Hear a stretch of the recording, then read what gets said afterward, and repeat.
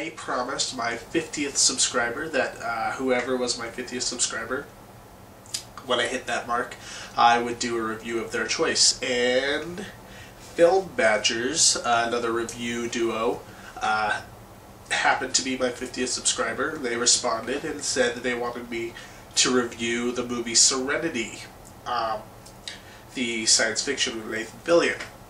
That's kind of funny, because little did they know, or maybe they did know, that this is more than just a movie review for me, because I had never seen Firefly, the television series on which it's based, and I'd never seen the movie. So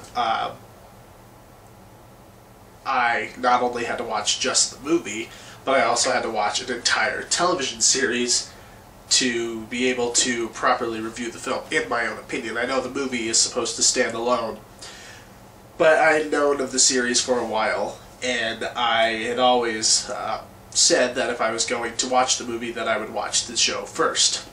So thank you, FIlmBadgers, for giving me an excuse to finally get up to this and watch the show, watch the movie, and now I can properly review it. So I guess I'll start with just a brief synopsis of both the film and the television series, as the synopsis is more or less the same. The film takes place in, well, far into the future, and the Earth has been destroyed, leaving colonization on other terraformed planets.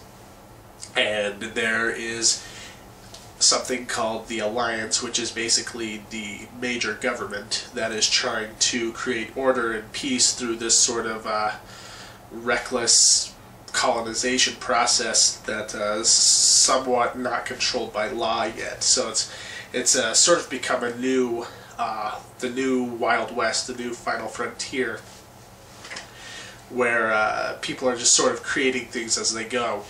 And so because of this, both the show and the movie, more so the show, has a very strange, anachronistic environment where you are combining high technological space with the Wild West. Literally the Wild West. We're talking horses and shootouts and brothels, and all of it.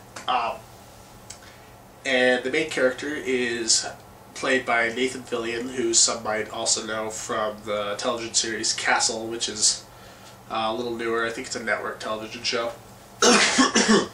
And he plays the main character, played Malcolm Reynolds, named Malcolm Reynolds, and he flies a ship called the Serenity. And with him there's a large crew of 8 other people, who all sort of serve some sort of character purpose, as well as a purpose on the spacecraft. And he is a smuggler slash thief who goes around the galaxy and is trying to sort of find little odd jobs to keep them afloat. And some of them are legal, most of them aren't. Because of this, they always sort of have this government, the Alliance, sort of on their tail, and they're sort of running away from them. In the middle of all of this, they pick up 2 characters, a brother and sister character named River and Simon. Simon being a doctor who saves his sister, River, played by Summer Glau, who you might know from the new Terminator series. And she is a super genius psychic who is being tested by the government, and her brother doesn't like that very much. So she saves him, and they end up on, or he saves her, and they end up on the Serenity, escaping the Alliance with Malcolm and his crew. So basically, Summer's character River is the MacGuffin for the plot of both the series and the movie. She sort of puts a monkey in the wrench of the Serenity crew and their happy little lives, just flying around, running away from stuff and getting into trouble, and brings a stronger, higher stakes element into the game.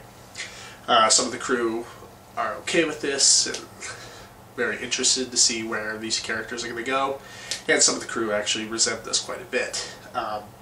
So it was very interesting tension, and they played with that for quite a while in the series, and they were able to really flush out these character dynamics in the movie, which I really liked. Actually, having watched both the series and the movie in that order, the River and Simon characters are always my least favorite characters, even though they were what the story was surrounding around.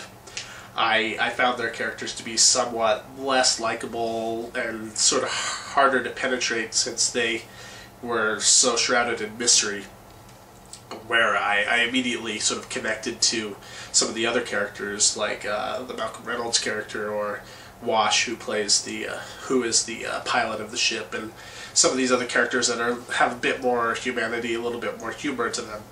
But the movie, which is what I am talking about, even though I'm talking about the series too, the movie focuses specifically a lot more on the River and Simon characters and actually flesh the characters out in a better way. I do feel that some of the other characters, because these characters are the focus, some of the other characters that I preferred do kind of take a back seat, whereas they were, in certain episodes of the series, they were more important. Like the Anara character, who is a prostitute, who sort of has the love interest with the Nathan Fillion character.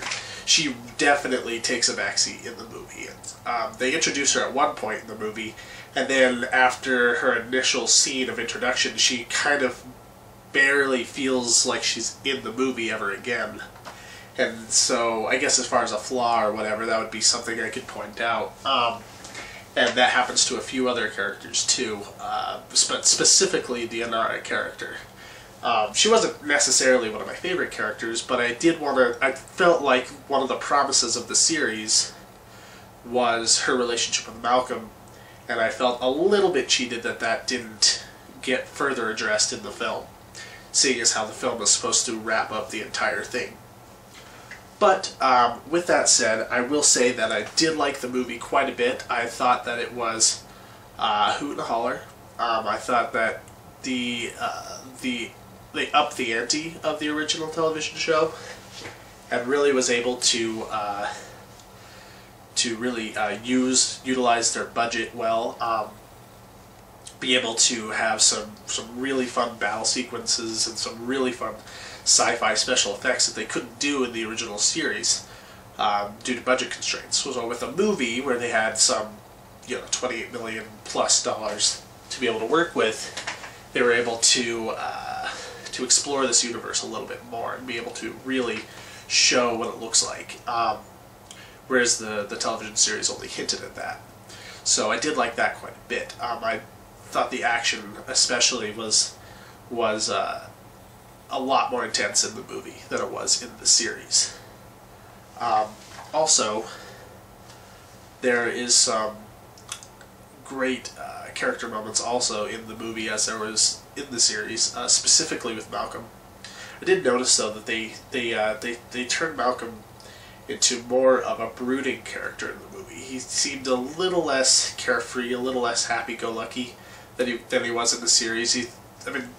The situation of the movie, which is them running away from the Alliance, and running away from the space cannibals, the Reavers, the stakes are a lot higher in the movie, so the situation's a lot more intense, therefore the characters have a little less time, a little less space to be as happy-go-lucky. So all the characters are a little bit more serious in the movie than they were in the television series, which I'm fine with. I understand that choice.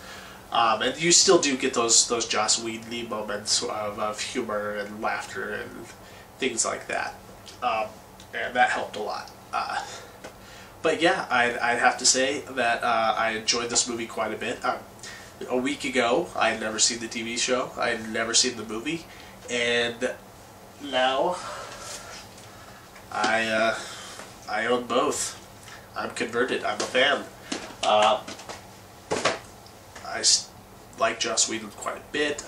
Especially his work in comic books. I've read his run on Astonishing X-Men, which people out there, even if you're not a comic book people, if you've never read his comic book stuff, but you like his television series, I would say check that out too. And I suppose that's my review.